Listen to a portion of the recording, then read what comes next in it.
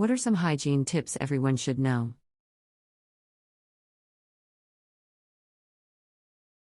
If you have bad breath that doesn't go away, you may have tonsil stones. If something is worth doing, it's worth half-assing it. Say you're running late and need to be out the door 10 minutes ago, it's still worth giving your teeth a 10-second scrub rather than skipping it. Make sure your clothes get completely dry. You'll smell like mildew otherwise. From someone who works in medicine, literally wash your butt often. Deodorant is not meant to go on top of bad smells. The bad smells come from bacteria. Shower first, then put deodorant on. It works by making your skin uninhabitable for bacteria. The nice scent is the cherry on top. The main benefit is preventing the bad smell from growing. I used to live in a very hot, humid place. I found that the only thing that kept my groin area from smelling funky was to wash daily and then make sure everything got really well dried out afterwards. Towels didn't quite cut it. So, yes, I blow dry my lady garden. Not inside my vulva, but outside and around. Keeping my pubes trimmed short and changing into clean underwear often also helped. This also applies if you have fat rolls or loose skin folds. Yes, I have both. Wash well in between skin folds, such as under breasts and between belly rolls. I like Dr. Bronner's soap, but any soap will do. Dry thoroughly afterwards. This will prevent smells, and will also prevent itching and rashes. Also, Lume deodorant works really well for these areas. Also, one more thing, deodorant is water resistant. It won't wash off by just splashing water on it. You need to give it a good scrub with soap to get it all the way off your skin. If you don't get all the old deodorant washed away, the new deodorant you apply won't work. It has to be fresh deodorant on clean skin. Even if you don't like the way your body looks, take care of it. It's where you live. If you wear earrings, take them off and clean frequently. Keep your nails clean. Tidying your nails helps you prevent spreading germs into your mouth. If you have back acne, lean your head forward to rinse your hair products or wash your back thoroughly with soap after rinsing your conditioner/last product. Most people lean their head backward to rinse, which washes their hair products all down their back. If you wash with soap after, no biggie, but many people wash their body first, typically while letting the conditioner sit in their hair for a few minutes and thus rinsing after. In which case, you step out of the shower with hair product residue all down your back and ass. For some people and products, it's fine. For others, it causes skin irritation and acne. It should always be your first step in trying to eliminate acne, just in case it's the cause for you. Edit, since some discourse is happening below, wanted to give a quick rundown. Things that can cause acne, for some people. Non-exclusive list. Products, soap, lotion, sunscreen, etc. Keep an eye out for those ones that you don't deliberately put on your skin but end up there anyway, like the hair products. See also, laundry detergent/other laundry products. Finding the products that work for you and identifying the ingredients that you are sensitive or reactive to is pretty central to skincare, and yes, it's an individual process unfortunately. Using harsh exfoliation or exfoliating too often. Overwashing/not moisturizing and protecting your skin enough to tolerate washing. Hormones. Sweat left on the skin/keeping sweaty clothes on. Things that do not cause acne. Opening your pores with hot water then failing to close your pores with cold water after. Pores do not open and close, do not fluctuate in size with temp, and are always open as per their fundamental function. They can get clogged/filled though, so cleaning and exfoliating is good. Ingesting sugar. This comes with a major caveat in that a diet high in sugar does have systemic impacts that can promote acne. However, it is by no means a direct line between sugar consumption and acne. Critically, you can be a person whose acne is arguably worsened by their sugar intake and still see very little improvement from cutting sugar because one or more of the above triggers is still present. You can also be a person who eats sugar but manages the resulting effects, with or without conscious effort, and thus has no acne. Every acne-ridden kid in the world has been told they should just stop eating sweets, and it rarely helps because there are a lot of easier/more fundamental things you should attempt and address before going straight to the major diet change. That being said, it definitely has been a lifesaver for some people, so if you're stuck after trying all the things, it's not a bad idea to look at. Clean every obscure surface in your house that your hands continually come into contact with. Scrub the underside of your toilet seat and lid.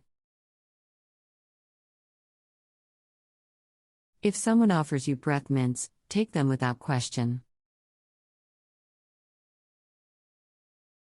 Belly buttons need to be cleaned. Edit: I know very gross things about hundreds of belly buttons now. For those asking, here's some info on how to clean your belly button. https://www.healthline.com/health/dirty-belly-button. Edit 2. Please no more dirty belly button horror stories. They are nightmare fuel at this point. Wash behind your ears. It's not an old wives' tale that grandmas scold kids with. There are lots of oil-producing sebaceous glands there. You can get a nasty smell, and you can even get flaky skin or cheese buildup behind there if you don't wash with soap. Less is more with perfume/cologne. It does not substitute washing yourself. Wash your glasses in the sink with warm, not hot, water and gentle, non-antibacterial soap. Your face secretes oil, and a lot of it gathers in your eyebrows. It will pool in the cracks between the frame and lenses, gather in noxious scummy boogers on the nose pads, and in the hinges as well. Once it's built up, no matter how hard you try to clean your lenses, you'll just smudge them up because of that oil. The face oil will oxidize and turn bright green, then yellowish, then brown. It smells terrible. I wash mine about once every 2 weeks with a drop of Dawn dish soap and warm water. Also, wash your glasses cleaning cloth at least as frequently. They get infused with nasty face oil. Don't use fabric softener on the cleaning cloth, as it will make the cloth oily in the dryer and you'll just be smearing new, fancy oil on your lenses. Hand washing your cloth in the sink works just fine. Source: I am a licensed optician and have had to scrub countless pairs of glasses. Edit: please don't use paper towels or tissues on your lenses, unless they are specifically made for glasses. Microfiber cleaning cloths are best, but if you don't have those, use a clean, soft cotton t-shirt or dish towel that has not been washed using fabric softener. Fabric softener is basically oil and wax that gets in your clothes, and will streak your glasses right back up. Paper products like paper towels are abrasive to your lenses and will scratch them over time. Windex will murder your lenses. Avoid at all costs. Ultrasonic cleaners are great to get in the crevasses, but the solution used for jewelry is a little rough on glasses. Use water with a drop of dish soap and a splash of rubbing alcohol and you're in the clear, pun intended. You don't need to use this as often, as it's very effective and almost overkill unless the glasses are way nasty. If you use an ultrasonic, please change out your tub of soap and water frequently, as bacteria can grow in there over time. Thank you for the awards, kind strangers. My dentist told the kids, if you only brush once, brush at night. She also said, if you let your kids trick or treat, allow them to eat all of the candy as soon as possible so as to get all sugar past their teeth as soon as possible. Jack-o'-lantern. The vagina is self-cleaning. The vulva is not self-cleaning. Wash and change your bed sheets and your pillowcases. Wash your feet and between your toes every time. Brush your tongue as well as your teeth. Check the nostrils. Just check, make sure no boogies are hanging out, hanging around, planning an escape. It sucks to be the person to have to tell you. Go to the dentist. Don't be embarrassed if you haven't been there in a while. There's nothing that they haven't seen before. It's a good idea to bathe regularly and wear clean clothes even if you're at a Magic: The Gathering tournament. Pee after sex. Clean your ass. It doesn't make you gay. Also, clean behind your ears. In the kitchen, after you touch raw meat, wash your hands before touching anything else, period. Most bad breath comes from not cleaning your tongue, so even if you brush your teeth twice a day but don't use a tongue scraper, your breath might still be bad. Sneeze in your fucking elbow, not your hands. Close the toilet seat lid, then flush. Clean the 4 major areas: armpits, anus, teeth, and crotch. And to save time, use the same brush. George Carlin. Wash behind your ears and in your belly button. Drink water. You'll smell better. Brush your teeth before sex. Edit, your partner will thank you for the fresh breath. As some have commented, better to use mouthwash before one-night stands or new relationships. There's less risk of bleeding gums and transmitting STDs. WHO doesn't wash their ass? I can't believe this even has to be said. Floss daily.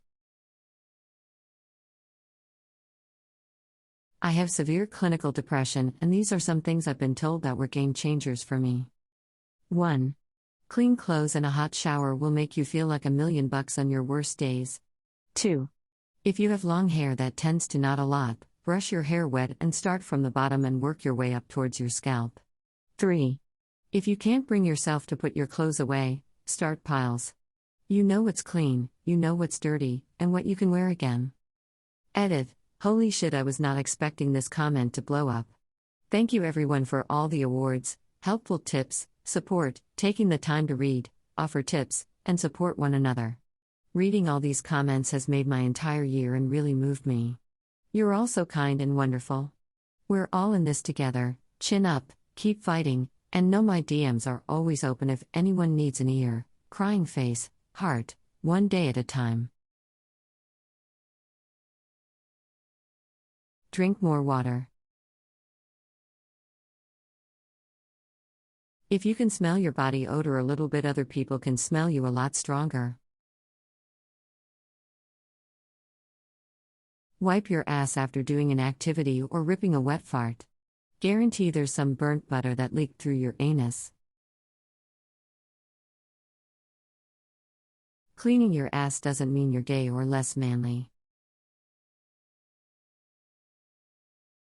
If you see a gross barnacle-looking or thing or one or more things that look like the holes in Swiss cheese on your foot, or sometimes hand, it just might be a wart.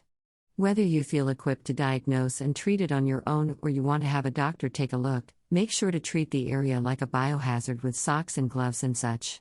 Warts are contagious. A wart isn't the end of the world, but if you accidentally get 20 warts, it's sure going to feel like the end of the world. Edit. For those wondering how to get rid of a wart, my recommendation is to soak a cotton swab in apple cider vinegar, and then stick it over the wart with duct tape, making sure the duct tape seals so nothing can get in. Sand it down with a pumice stone or a foot file every night. If that isn't doing it for you, there are other ways, but that's the way I think is best. Edit 2. Y'all should make sure you have the HPV vaccine. It's usually given to kids, but you might have missed it. It's only approved for use in people under 45 where I live, but if you can get it, you absolutely should. It's meant to prevent the sexually transmitted HPV that causes cancer, but for some people it also prevents warts, which are just HPV of the skin. Brush your teeth, wash your ass and genitals, and no legs don't get clean if you let the water run down them. Floss. Whenever people tell me they don't floss, I ask them, just as an experiment, to try flossing one of their back teeth and sniffing the floss afterwards. The eye-watering stench they will inevitably encounter is the smell of the leftover bits of food that are rotting between their teeth. I then tell them that every person they talk to, Every person they kiss gets a whiff of that putrid, rotten food smell whenever they open their mouths.